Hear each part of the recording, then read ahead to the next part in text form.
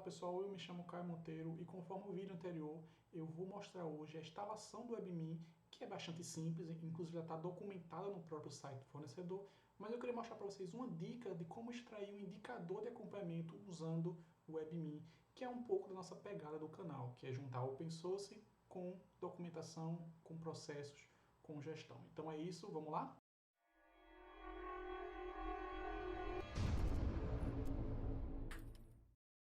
E aí nós vamos aqui no WebMe, www.webme.com, já está aqui inclusive salvo. Esse WebMe é bastante simples, tá pessoal? Ele tem uma documentação bastante interessante e aí ele é direto ao ponto. Na parte de download aqui, a gente tem aqui os pacotes nos seus vários formatos, seja em Unix, seja RPM, seja para Debian, seja o RPM, o Source. Nós temos aqui o Solaris, enfim.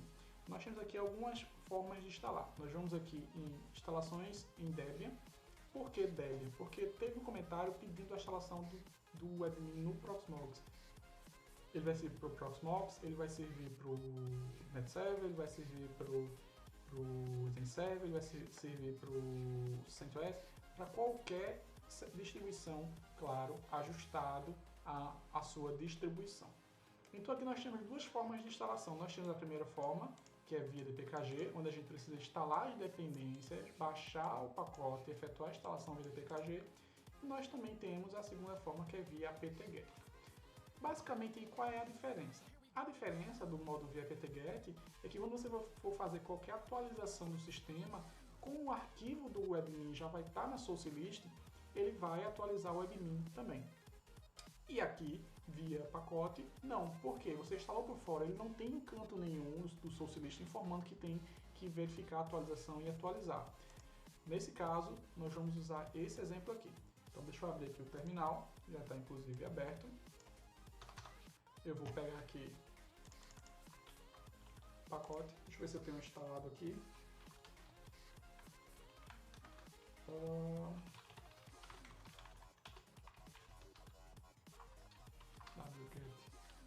Ô mania,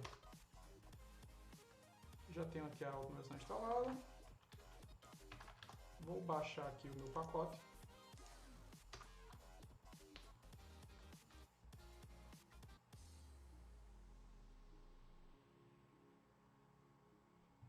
bom, feito isso, eu vou listar aqui, ele está aqui, o WebMe. Eu vou, antes de instalar, eu tenho que instalar as dependências, como eu falei, então eu preciso copiar aqui as dependências. Bom, dependências instaladas aqui, eu vou dar um dpkg "-i webme".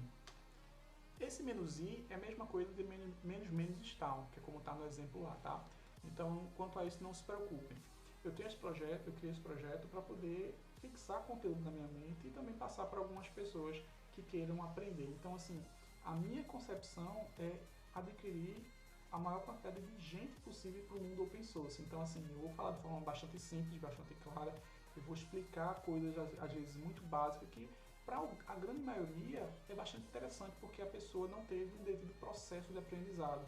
Para as pessoas que estão com o ambiente funcionando, eles pegam dicas, eu explico alguma coisa, tiro dúvidas, aprendo com vocês. E para as pessoas que já têm um ambiente robusto, fica aí as boas práticas que eu pretendo ao longo dos vídeos explicar com relação à documentação, processo, com relação a evidência, indicadores. Então é basicamente isso. Então aqui o processo ele foi instalado e o que é que ele informa aqui? Ele diz que você pode usar aqui a senha do root e ele já informa aqui o DNS. Esse DNS basicamente é o nome da minha máquina e a porta. Eu vou acessar aqui porque eu sei que ele vai conseguir instalar. Então aqui eu tenho o usuário root já conectando.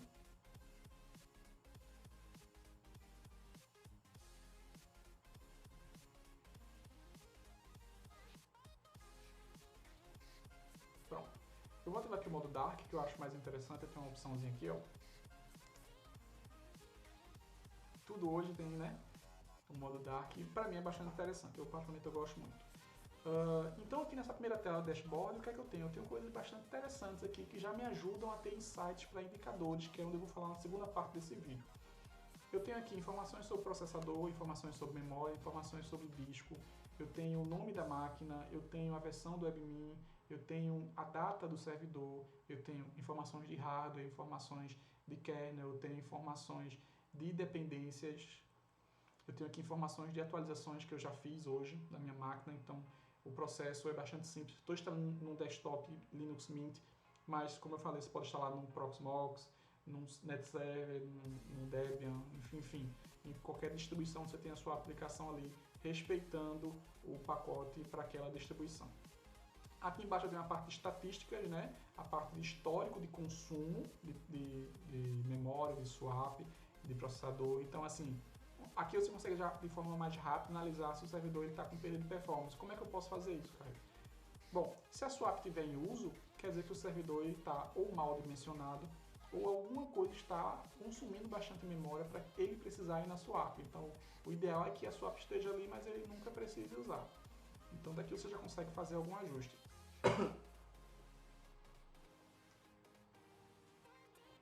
É o maníaco da água gelada.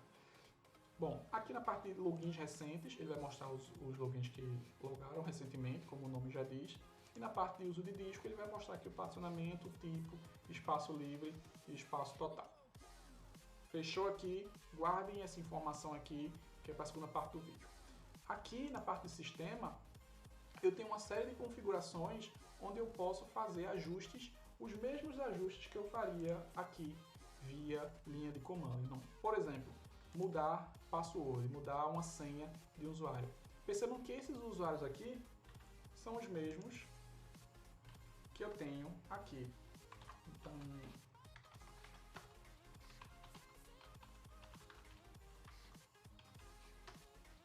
são esses aqui. Então, por exemplo, se eu vim aqui ID Caio, onde vai mostrar o meu ID e minhas informações de grupo, eu tenho aqui Caio também. Eu posso tanto mudar por aqui, como também eu consigo mudar essa senha por aqui. Um uso interessante para isso aqui, eu tenho uma aplicação que acessa o meu servidor e aí, por exemplo, via Apache, eu posso mudar a senha dele aqui para ele ter acesso ali às informações. No caso do Samba não faz sentido por aqui, por quê? Porque mesmo que você mude a senha aqui, no Samba 3.6 você precisa dar um SMB -A, SMB password -A usuário para poder internalizar a nova senha no ambiente do Samba e no Samba 4 em diante, que eu tenho um vídeo aqui já e pretendo retornar com esses vídeos do Samba. Ele já tem ali um LDAP interno, onde os usuários do Samba não ficam mais aqui, ficam numa base interna dele, respeitando aí o conceito de Active Directory, tá? Então aqui eu tenho a parte de disco, né? Eu tenho aqui todo o FHS do servidor, as suas pastas, particionamento, sua estrutura de pastas. A parte de backup aqui eu tenho de forma bastante simples. Eu estou preparando um vídeo de um sistema que eu fiz.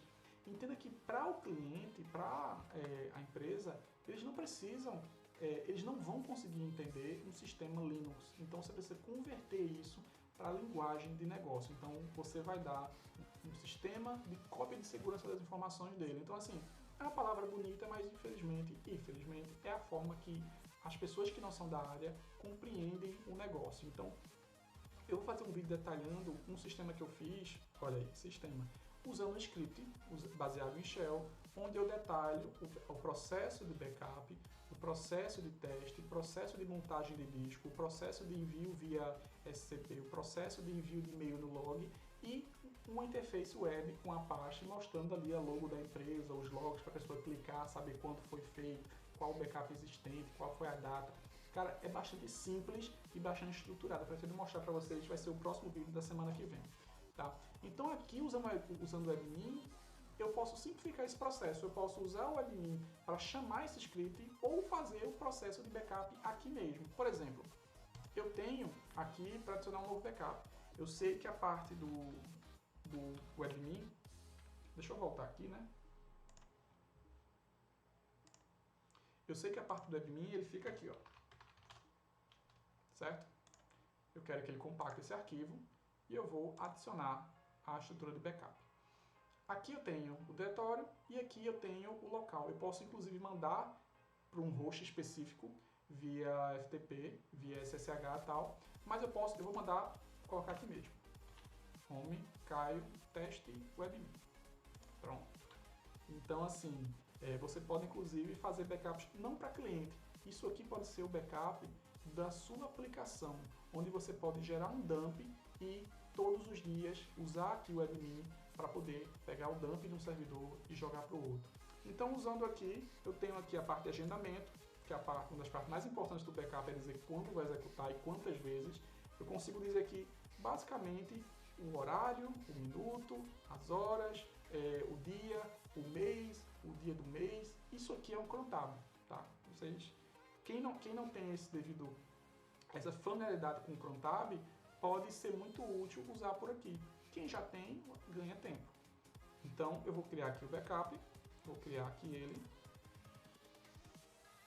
Percebam que ele nunca foi executado e eu vou executar ele agora. Pronto, ele vai dar aqui uma informação, mas ele fez o backup. Então, vamos retornar aqui. Eu vou voltar para cá e eu vou no meu arquivo teste. Eu tenho aqui meu admin, então eu vou extrair ele aqui.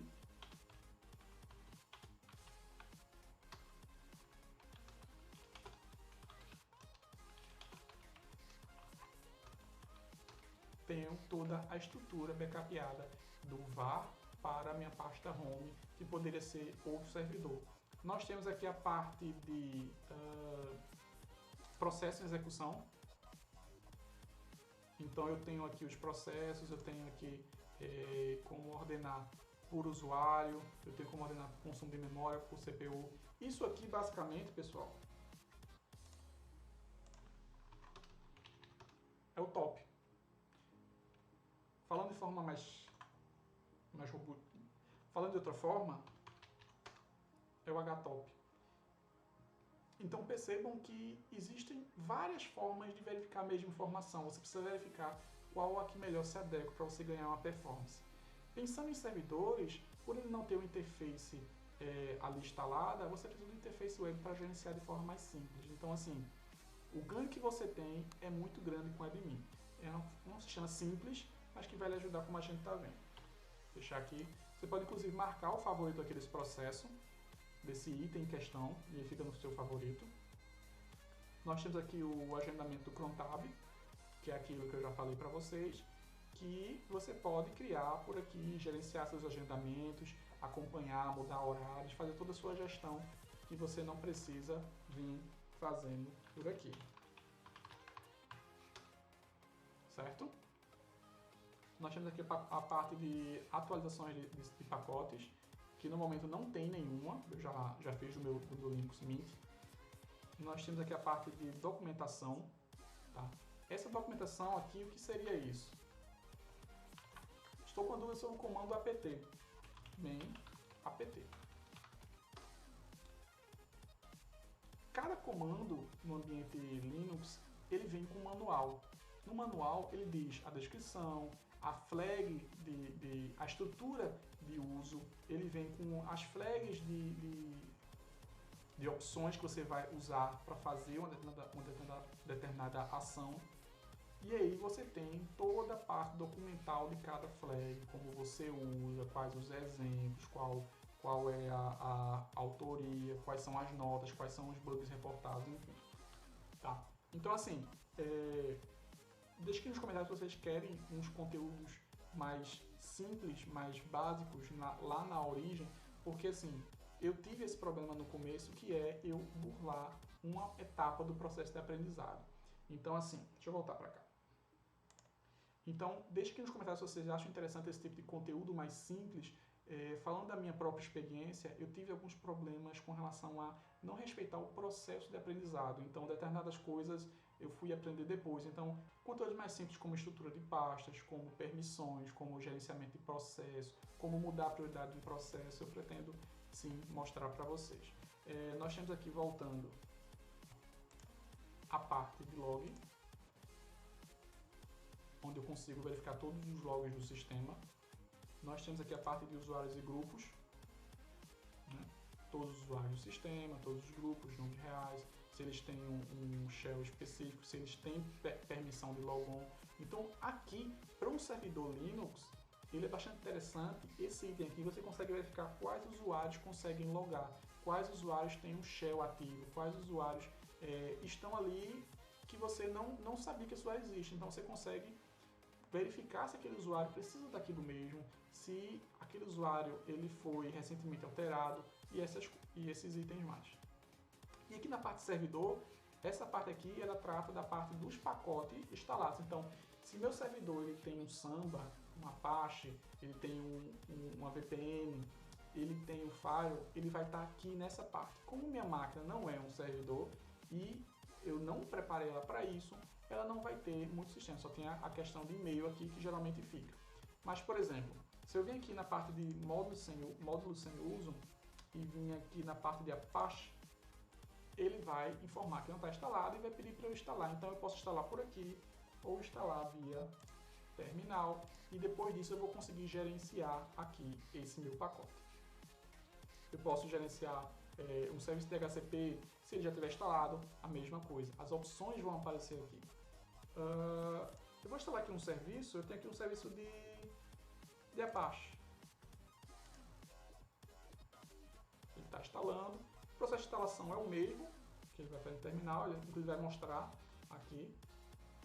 Bom, servidor Apache instalado, então aqui ó, a parte de Apache Web Server, eu já tenho o meu serviço de Web Server conforme eu testei aqui para vocês.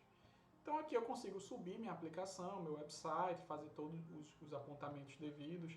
Percebam que eu tenho aqui de forma bastante simples alguns ajustes como porta, como configurações globais, que é a parte de processos, limites, permissões de redes de entrada, então eu consigo dizer ali para onde, quais são as entradas permitidas, eu consigo fazer uma série de configurações, inclusive configurar o arquivo Apache 2 que fica lá dentro do etc.